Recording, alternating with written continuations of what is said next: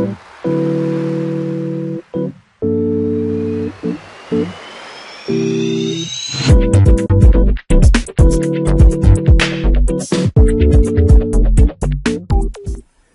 you use this kind of crown remover? Or maybe a pneumatic one? And is it really effective? Sometimes. Well, it means that it's not that effective then. And do you feel comfortable when using it? Not really? What about your patients? Do they feel comfortable? No? Well, I think you should probably watch this short message then. Actually, all traditional crown removers face three main problems. The first problem is that they waste a lot of energy into the ligament, which absorbs most of your strength. This explains why patients suffer and also that you have a poor efficiency. The second problem is that you never know what you are going to remove, especially when dealing with a buildup under the crown. If you are lucky, this is what might happen. But if you're not lucky, this is what could happen, or even this. The weakest link will always break. And who knows, you could even remove the tooth. The third problem is that you are not Superman. You can't see through the crown. You can't say what's under the crown. You can't say what is the accurate shape of the preparation. And so, when you pull, especially on posterior teeth, it is absolutely impossible for you to make sure that you pull along the axis of the crown. And this induces major risks of fracture. This is probably why most dentists don't use these crown and bridge removers anymore. They prefer to waste time and burrs to cut and sacrifice the crown this way. So, let me now show you quickly how to use the WAM key. First of all, you are going to drill a little window on the buccal, the mesiobuccal or the mesiolingual side of the crown. You just choose the easiest access for you. Then you are going to enlarge this window slowly until you can see or feel with the burr that you have reached the junction between the prep and the crown, or if you prefer, until you can see the cement line. Usually I would say that this operation will not take you more than 30 to 40 seconds. The third step consists in drilling into the cement through the window and following the inner side of your crown down to the center of the crown, down to the center of the prep, in order to create this little tunnel. And I would say that this operation shouldn't take you more than another 5 seconds. Now, all you have to do is to take this key, so big tooth, big key. The actual size is much smaller, of course. So then you introduce the key down to the bottom of your tunnel, and with 2 or 3 fingers, you just make a little twist like this. No rocking movement, only twisting. And you see, look at the margin here. Actually, you just lift the crown up. Oh, I know what you think. It looks too good to be true. But there's nothing magic here. It's all about mechanics. So let's analyze what happens here. First of all, WAM key doesn't pull on the tooth. WAM key pushes on the tooth, which means no discomfort at all for your patients. It's the same as if your patient was chewing. All what your patient will feel is a little pressure on his tooth. And if you have a buildup under the crown here, you will never remove it because you will now push on it. You are also between the prep and the crown. so you don't lose any energy into the ligament. All your strength, all your energy is now fighting against the cement. So you will need far less strength than if you were pulling the crown. Final point. The two forces into the crown and on the prep are exerted at the center of the prep, along the axis of the preparation. And you see, if I put the crown here on my finger, the crown is free to go where it wants to go. It's looking for the easiest way, the way of least resistance. So I would say that the crown is looking for the weakness of the cement. And this is the reason why you will never need to use your plain hand to remove your crowns. 2 or 3 fingers are far enough. I met a lot of WAMKI users around the world, and most of them expressed the same surprise when using the WAMKI for the first time. They all had the feeling that the crown was already loose. So please, when using the WAMKI for the first time, take it easy. No more than 2 or 3 fingers. Now, let's summarize the advantages of the WAMKI for you. First of all, it's much faster than any other solution. It's even faster than to cut it all. And of course, you will also save your burrs and your turbines. In most cases, a minute is far enough to remove a single crown. And in case you have to remove a bridge, you will spend a minute per abutment, but you won't have to divide to separate the different elements of your bridge. You can keep it in one piece. Second advantage, it's extremely efficient. WAMKI users usually say that it works in 90 to 95% of the cases. There is only one case actually where it will never work. Here, on the lower anteriors. They are too small. So don't even try it. And of course, the best indications will be molars and premolars. In those cases, it will be a child's play. Third advantage for you, it's extremely gentle. No discomfort for your patient, no risk for the supporting tooth, no risk to remove the buildup. And final advantage, you can reuse your crown or your bridge. In most cases, you will reuse them as provisionals. And if you haven't modified the margins, you will not even have to reline them. You will not even have to fix the hole, just leave it with the temporary cement in it. Usually your patients will be happy with this. And in some cases, you will even be able to reuse them permanently. You will just have to fix the hole with composite, or if you prefer, you can also send the bridge or the crown back to your lab to have it fixed. Here is a tooth, for example, that had a really poor prognosis and the patient was not ready to get an implant. So we preferred to remove his crown in order to do the root canal treatment in the best conditions. And as you can see, we drilled very cautiously in order to avoid breaking the porcelain. And we even removed the porcelain around the window in order to avoid touching it with the WAMKI. I also wish you to notice that we could have done this window on the lingual side, but for the video it was much easier for us on the buccal side, of course. As usual, we first tried the smaller instrument, the WAMKI number 1, because it works closer to the vertical axis, but this time it was too small and was turning loose. So we removed it and tried the number 2. And as you can see, it worked magically.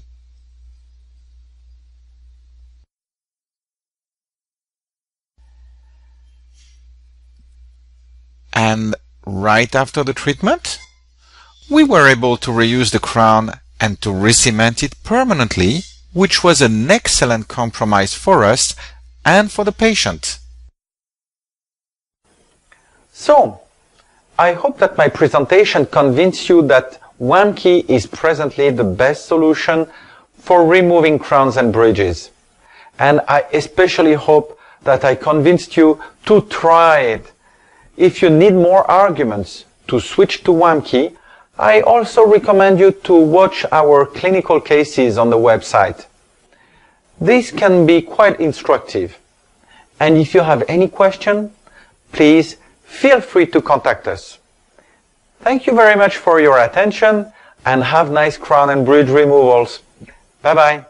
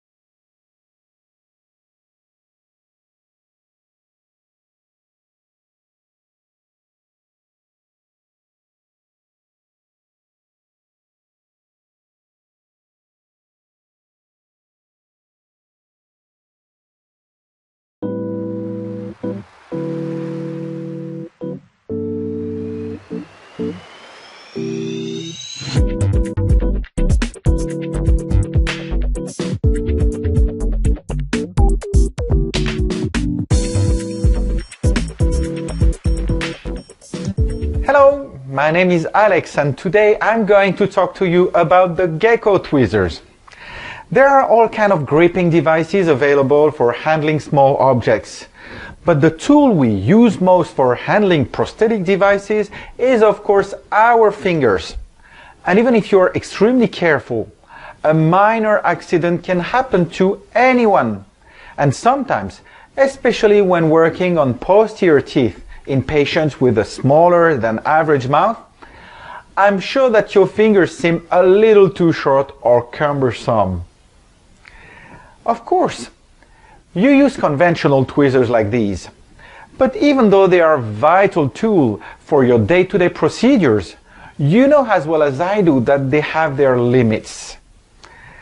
Their tips, whether serrated or diamond-coated, cannot be used to handle everything. Furthermore, the fact that they are not self-locking means that you must maintain a constant pressure on the handles for the duration of the whole procedure. So, if you work with an assistant, this makes it considerably more complicated to pass the tweezers back and forth to each other. You probably also have self-locking tweezers like these, but you know as well as I do that they are not very reliable. Either because their locking mechanism becomes too difficult to open, or it becomes so loose that simply placing the tweezers on a table is enough to make them open all by themselves. So here is the solution, or rather the solutions that I want to share with you. For the most common procedures, I highly recommend you classic tweezers, which are simply cross-locking tweezers. Once they are closed and therefore in their passive rest position, there is absolutely no risk of accidentally releasing the object being held. And unlike conventional self-locking tweezers, to release the object in question, there is absolutely no need to struggle with any mechanisms. A light squeeze on the handles is all it takes. And if you want to increase the pressure on the object being held, instead of squeezing the back of the handles, you simply squeeze the handles closer to the tips, like this. If, like a growing number of dentists, you decide to try these tweezers, you will quickly discover that they make a large number of procedures much simpler and much safer, such as placing posts, for example. They make it much easier to pass objects back and forth between you and your assistant, and as a result, you also improve your productivity. Once your assistant has gripped the object you need using the tweezers, his or her hands are free to go about other tasks such as answering the phone or opening the mail. Whereas with conventional tweezers, your assistant would need to stay by your side until you are ready to take the tweezers. And now, for more complex objects, allow me to introduce you gecko tweezers. So, as you can see, these are cross-locking tweezers again, featuring jaws on which you can place ultra-flexible silicone tips, like this.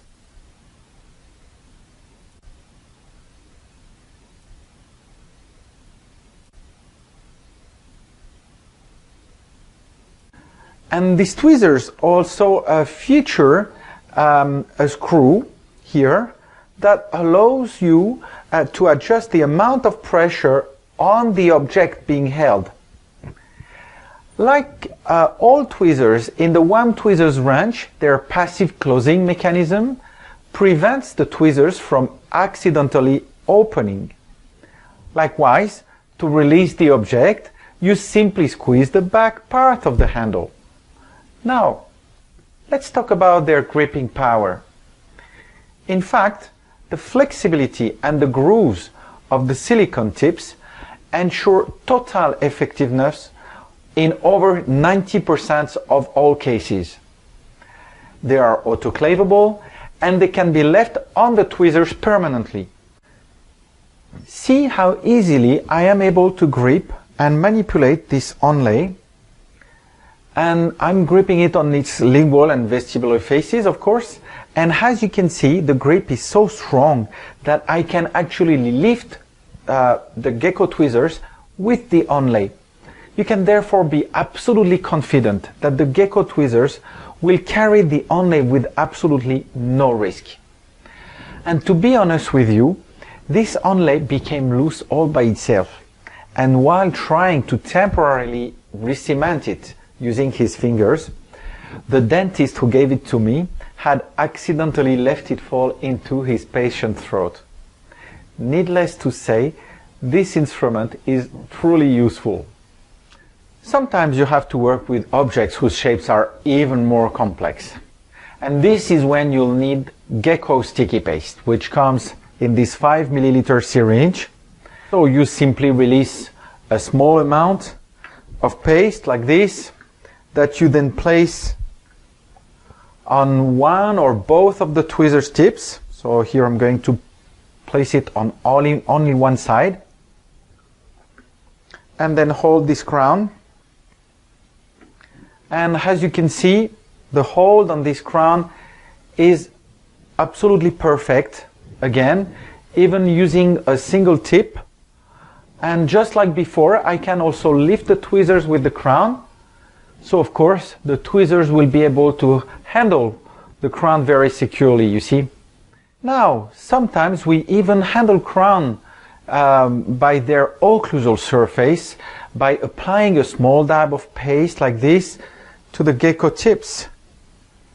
And once again, you can see how easy and secure it is for me to manipulate this crown. The first benefit you will gain from this device is absolutely obvious. No more stress. You no longer face the slightest risk of dropping anything. And the second benefit is that you will make life much simpler for you and your assistant, who will simply need to grip the object, adjust the holding pressure of the tweezers, and put them down on your tray with all the other accessories needed for your procedure. His or her hands will then be free to go about any other tasks, such as preparing some coffee for you, why not? And that's not all. Gecko tweezers offer you one more advantage. When you have finished cementing a new crown, what do you usually do? you eliminate the excess cement. And depending on the type of cement used, this can be a time-consuming task, especially on proximal sides. I know we always manage eventually, but here is some advice to help you get the job done much faster and above all, effortlessly. Once your crown is firmly gripped between the jaws of the gecko, apply a thin layer of separator, like Vaseline, on the mesial and distal sides of your crown. And do the same thing on the proximal sides of the adjacent teeth. Do you see what I'm getting at? A simple swipe of scaler will eliminate any excess cement. And that means even more time saved for you or for your assistant. Now, let's quickly review everything you can do with your gecko tweezers. Cement a crown on the most posterior teeth, number 7 or 8. Cement a post core, handle an implant abutment, a post, cutting tools, and that's not all. You can use gecko paste to handle many other things as well.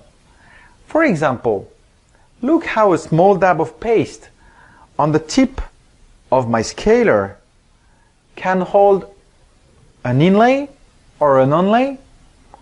Do you make veneers?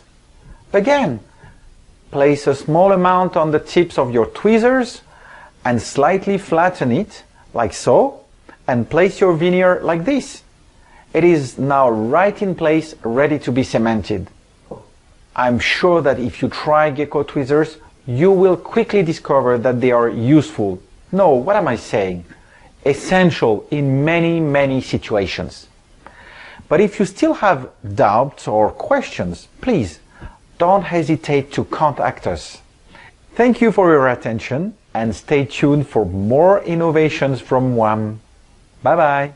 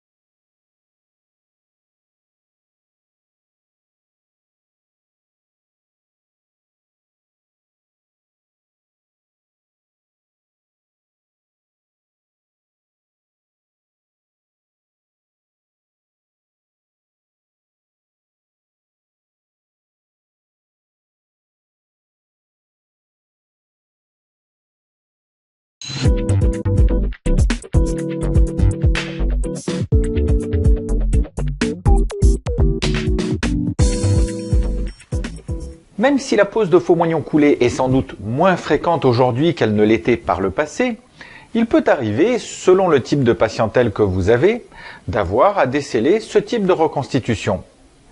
Et contrairement aux pivots fibrés qu'on peut assez facilement extraire par fraisage avec un forêt adéquat, la dépose de pivots métalliques constitue une difficulté bien réelle.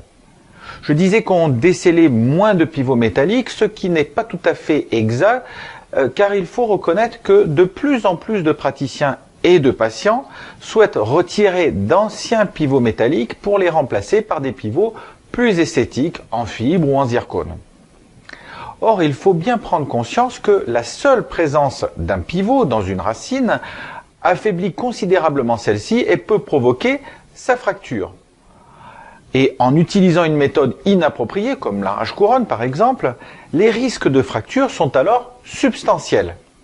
Il existe bien un ou deux dispositifs permettant de déceler les faux moignons efficacement en limitant les risques de fracture, Mais la plupart des praticiens s'accordent pour dire que leur mise en œuvre est complexe et longue. Et si les ultrasons permettent de déceler certains ancrages, il n'est pas rare que cette méthode se transforme en une épreuve interminable pour le patient comme pour le praticien. C'est ce qui nous a conduit à développer l'instrument que je vais vous présenter aujourd'hui. Si vous utilisez déjà WAMKI pour déceler vos couronnes et vos bridges, il vous sera très aisé de comprendre pourquoi ce dispositif est si efficace et comment il fonctionne, car en fait, il s'inspire directement des principes mécaniques déjà utilisés par notre désormais célèbre clé à déceler les couronnes. La pince WAMIX se présente ainsi, avec deux orifices dans lesquels vous allez pouvoir insérer une paire d'étriers comme ceci. Et comme vous pouvez le constater, ces étriers peuvent librement pivoter, mais ne peuvent pas tomber grâce à de petites rétentions à l'arrière des étriers. La mise en œuvre est relativement simple. Elle consiste tout d'abord à créer une gorge de chaque côté de la reconstitution coronaire, ou plus exactement en mésiale et en distale. Et ce qui est important, c'est de revenir jusqu'à la face occlusale de la racine, car il est indispensable que l'étrier s'appuie sur la face occlusale de cette racine. Une fois cette préparation terminée, vous allez choisir parmi les trois tailles les étriers les plus adaptés à l'espace que vous venez de créer. Vous allez les placer sur la pince, puis vous allez glisser les étriers avec la pince comme ceci, entre ce qu'il reste de la reconstitution coronaire et la face occlusale de la racine. La suite est relativement simple, il ne vous reste qu'à serrer les manches de la pince pour soulever le pivot selon son axe. Le coffret contient également un jeu de petites rondelles de silicone qui viennent se placer comme ceci sur la face occlusale de la racine de façon à répartir les forces sur un plus grand nombre de points. Je sais que certains font déjà la grimace et se disent « Combien de racines vais-je fracturer avec ça ?» Nous allons donc essayer de les rassurer et de comprendre pourquoi ce système est si efficace et pourquoi les risques de fracture sont si limités. Comme je vous le disais, ce système s'inspire directement de WAMKI et travaille donc en s'appuyant sur la racine. Autrement dit, pour le patient, la sensation est la même que s'il mastiquait. Deuxièmement, nous sommes entre la racine et la reconstitution et nous ne perdons donc aucune énergie dans la racine, exactement comme avec WAMKI. Il nous faut donc moins d'énergie que si nous essayons de tirer le pivot avec une pince ou un arrache-couronne.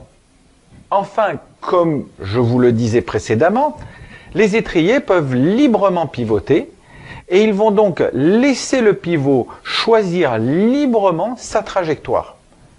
Et c'est la combinaison de tous ces facteurs qui explique que le pivot est extrait selon la trajectoire idéale et avec le moindre effort. Et c'est ce qui explique également que les risques de fracture sont si faibles. Pour nous résumer, je dirais tout d'abord que WAMIX est un moyen simple et rapide de répondre à un problème épineux. En général, je dirais que selon le contexte, il vous faudra compter 4 à 6 minutes pour le démontage d'un pivot antérieur et que vous aurez besoin de 7 à 10 minutes pour les pivots sur les postérieurs selon que vous ayez ou non des dents adjacentes de part et d'autre du tenon à déceler. Pour les raisons que j'ai énoncées précédemment, il s'agit d'un dispositif particulièrement efficace et sûr. Et pour finir, il permet de travailler sur tous les secteurs de la denture. Pour répondre à ceux qui s'inquiètent du cas des faux moignons à clavette, sachez que même s'ils présentent une petite difficulté supplémentaire, on peut aisément en venir à bout en séparant le faux moignon en deux. Et en fait, les vibrations induites pendant cette première étape de fraisage conduisent dans la quasi-totalité des cas au décèlement de la clavette qui est normalement beaucoup plus courte que le pivot. Il ne reste plus alors qu'à déceler la partie restante comme d'habitude. Je vous propose maintenant de visionner quelques cas cliniques. Voici le cas d'une patiente que nous avons rencontrée pour la première fois il y a 2 ou 3 ans et elle venait nous demander de resceller cette couronne Richemont qui s'était décellée spontanément. Nous avons récemment décidé avec la patiente de faire un travail plus adapté sur l'ensemble du secteur antérieur, et plutôt que de retailler cette couronne Richemont en un faux moignon, nous avons préféré la déceler pour éviter le risque d'un nouveau décèlement après la pose du futur élément prothétique. Nous allons donc commencer par éliminer la zone cervicale de la couronne, que nous avons ici colorée en noir. Et en général, je recommande de commencer à fraiser bien à l'intérieur de la reconstitution plutôt que de se mettre à la limite cervicale. Cela évitera à votre fraise de glisser dans la racine. Voilà, le travail de préparation est terminé. Nous allons donc choisir les étriers les plus adaptés parmi les 3 tailles proposées.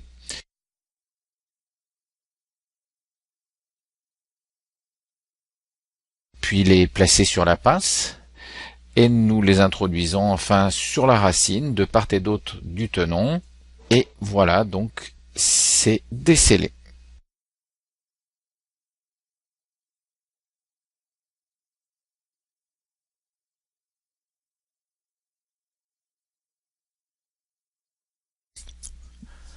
Voici maintenant le cas d'un faux moignon qui présente une histoire un peu particulière. Il s'agit en fait du premier pivot que nous avons retiré in vivo avec un prototype de Wamix. Comme à notre habitude, nous commençons par créer nos gorges de part et d'autre du pivot.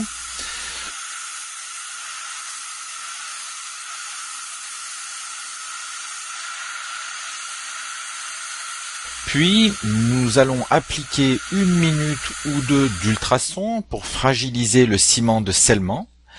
Et nous insérerons enfin les étriers. Notez qu'à cette époque, nous n'avions pas de rondelles de silicone, ce qui ne nous a pas empêché d'être particulièrement efficaces. Et regardez la taille de ce pivot. En fait, on ne le voyait pas très bien sur la radio initiale, mais il était vraiment immense et comme vous l'avez entendu au claquement, malgré la séance d'ultrasons, le ciment était resté très cohérent. Et là, le cliché radio nous confirme que la racine est parfaitement intacte. Allez, encore un petit cas pour nous faire plaisir.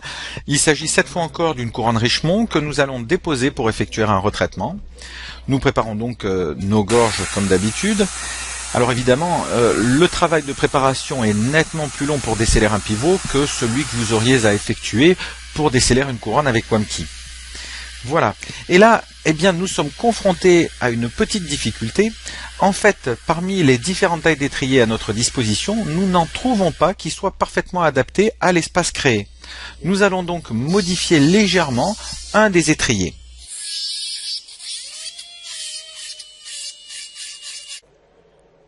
Les étriers sont désormais bien adaptés, ils flottent légèrement même, ce qui est idéal compte tenu de la liberté de mouvement que nous souhaitons donner au pivot lors de son extraction. Nous pouvons donc procéder au décèlement à proprement parler. Vous allez sentir que j'appuie sur votre dent.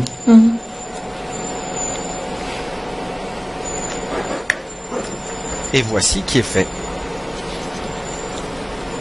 Ça va? C'est fait. Voilà, je pense vous avoir indiqué l'essentiel sur cet instrument, mais si je n'avais pas répondu à l'une de vos interrogations, vous pouvez toujours nous solliciter ou consulter d'autres cas cliniques sur notre site internet.